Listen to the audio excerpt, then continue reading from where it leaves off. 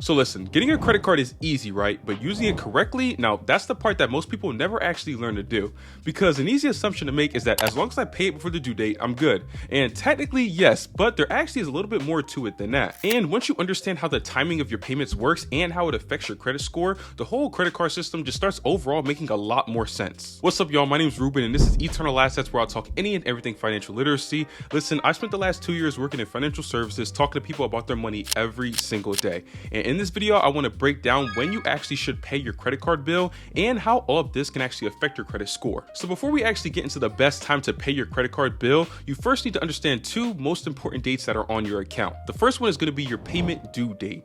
That's the date that your payment is officially due each and every single month. So as long as you pay at least your minimum payment by that date, you avoid getting hit with any late fees or late payments. But ideally, you want to try and pay your full statement balance whenever possible so you can completely avoid interest completely. Now, this is where things start getting a little bit more important, because technically, yes, paying the minimum does keep your account in good standing, but everything else now gets carried over and now it starts collecting interest month after month. And the thing is, credit card interest rates are typically going to be no joke. Usually they're always around 20 or 30%. So yes, while technically paying the minimum does keep you from getting a late payment, carrying balances month after month can really become expensive over time if you let it sit. Now, the second important date that you need to learn is going to be the statement closing date.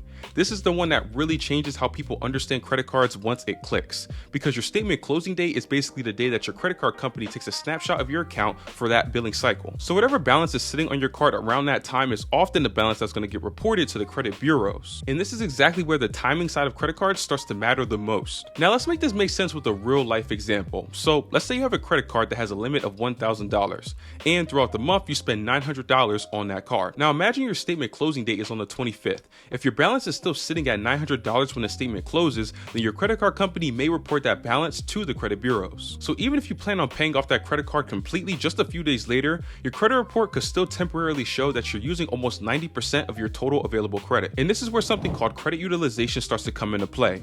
Your credit utilization is basically how much of your total available credit that you're using at any given time. And this is actually a really huge factor when it comes to your actual credit score, because from the lender's perspective, somebody constantly maxing out their credit card can look riskier than somebody who's barely using their total available credit. Now, does that mean you can never use the card heavily or use a higher balance on the card? Well, technically no, but generally speaking, the lower utilization tends to look better for your actual score. So now let's compare that to somebody who makes a payment before the statement closing date. So maybe instead of waiting, they pay $700 just a bit earlier. Now when a statement closes, only $200 gets reported instead of the full $900. That is a massive difference in your utilization, and this is why some people strategically make payments before their statement closes, especially during months where they spent more than they usually do. Now, this is exactly where things start to get overcomplicated online, because you'll hear things like pay multiple times a month, or pay every week, or pay immediately after every purchase. And honestly, some people do choose to do those things, but the biggest thing overall is very simple, and that's just to pay your credit card on time and ideally in full every month. That one tip alone already puts you ahead of a huge percentage of credit card users out there. Now, personally, what I like to do sometimes, especially if I've used the card heavily during the month, is make a payment before my statement closing date. That way, when it does come, the balance that gets reported is much lower for my utilization. And like I just mentioned, a lot of people do the exact same thing, not necessarily because they have to, but because it helps them manage their utilization and keep their balances lower before the statement actually closes. So some people might use their credit card throughout the month and then make a payment every single time that they get paid on their paycheck, instead of waiting to the very end of the month.